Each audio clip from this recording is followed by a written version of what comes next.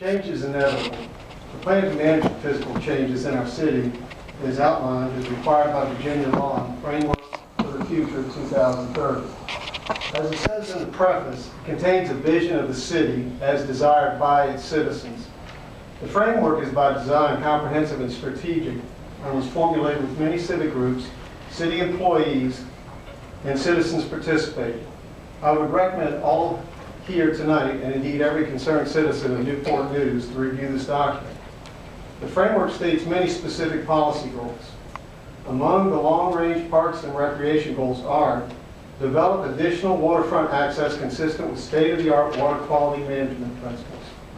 Encourage the preservation of the unique natural and cultural features of Newport News, providing opportunities for education, tourism, and recreation. Protect and conserve the city's vistas, green areas, and open space. It addresses the future disposition of the city farm, recommending public access to the water, protection of historic assets, and connectivity to the Riverview Farm Park. The plan in this section even includes a photograph of the recently desecrated and demolished barn. The framework also touches on something I was told by a city council member over 20 years ago. Our city has less than 10% vacant land. To have a historically significant, beautiful open space at the confluence of the Warwick and James Rivers, such as the city farm property, is a municipal treasure. We will not see its like again. What the framework emphatically does not recommend for the city farm is luxury residential development for the exclusive enjoyment of an economically privileged few and the profit of well-connected developers.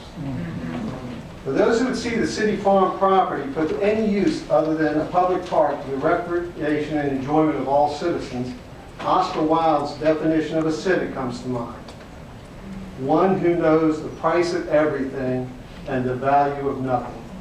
Thank you for your time. We got a lot of things on the deal with.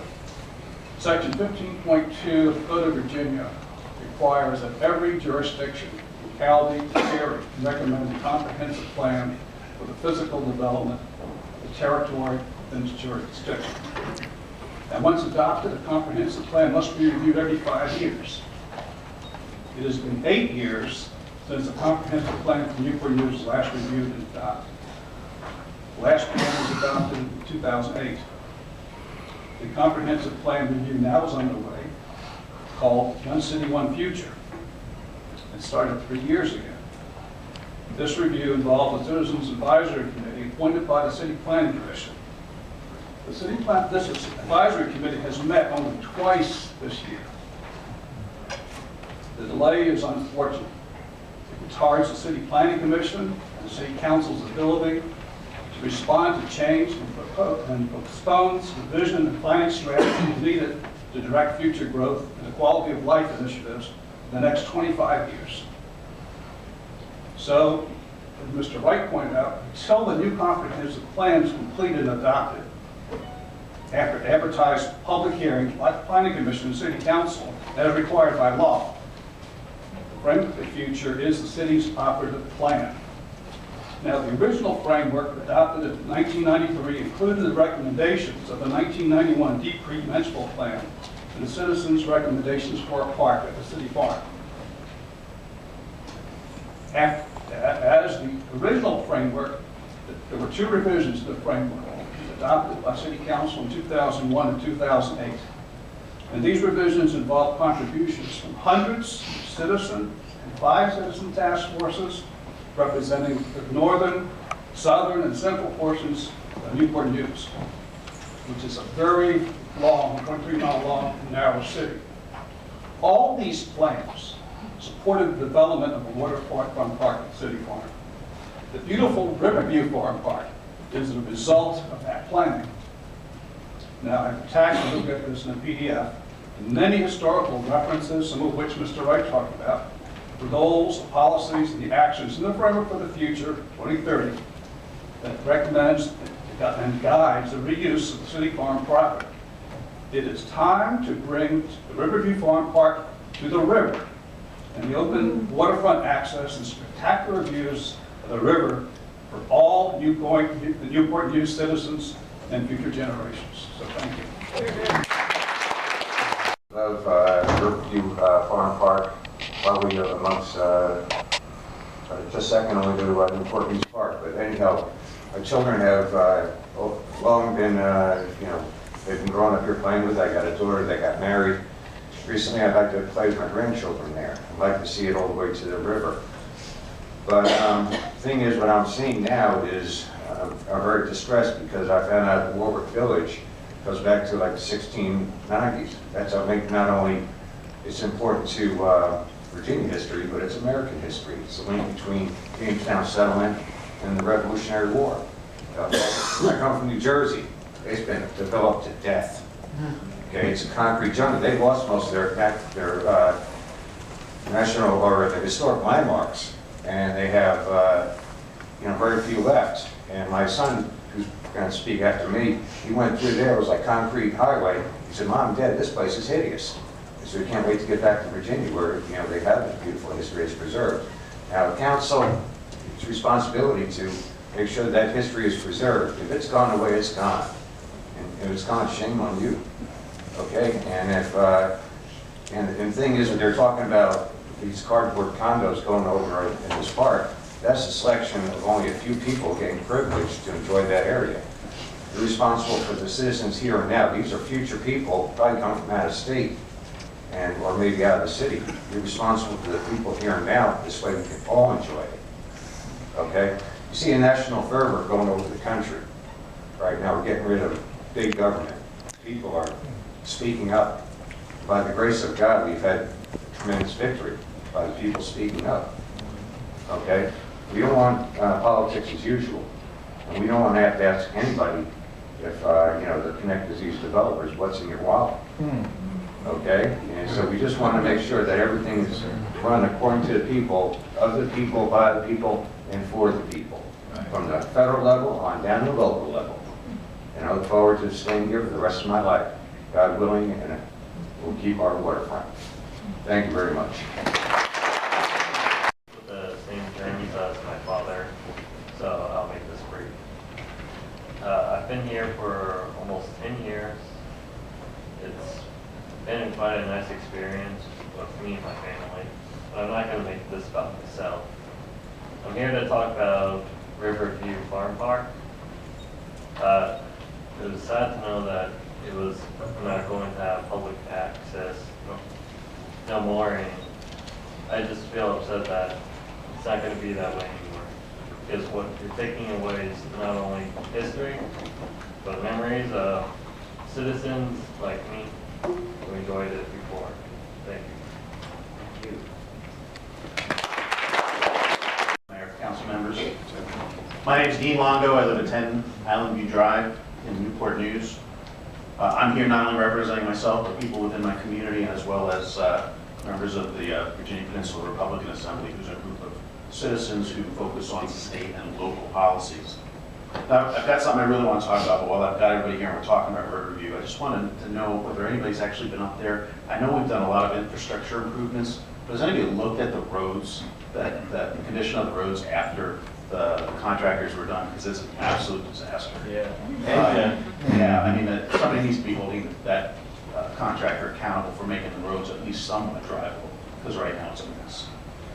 But anyway, I actually come here for another reason, and that is to talk about City Farm Park.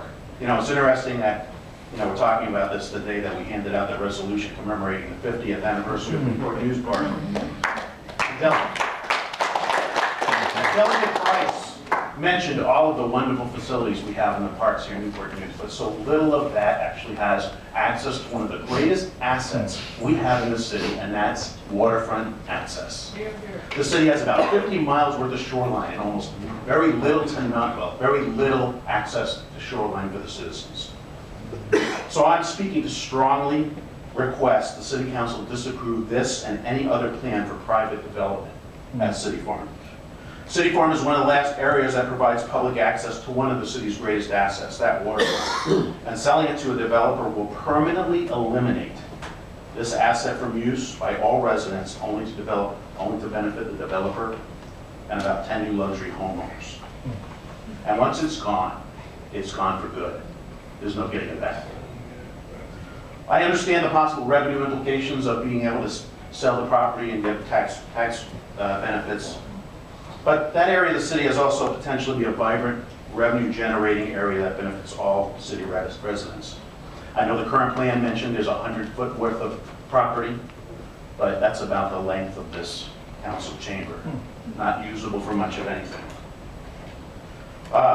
And as you've heard, there's also historical significance to the land. And you know, I realize this is just a proposal and nobody's voted on it, but you're going to get proposal after proposal after proposal because this is property people want. And every time you get a proposal, I want you to sit back and think, boy, the citizens are not going to be happy about this one. You're here. Hey. So I strongly urge you to reject this and any other proposal for this area that does not include it, does not make it public access waterfront park. Thank you. I come to speak to you guys as an environmental educator. I've worked formerly for Chesapeake Experience, and I've had the exceptional privilege of exposing thousands of students and on the peninsula, but specifically Newport News Public Schools, to the wonders of the Chesapeake Bay. But unfortunately, the many locations that I had to do my kayaking trips, yes, we got to take these students kayaking, we actually had to go to York County boat ramps. Okay?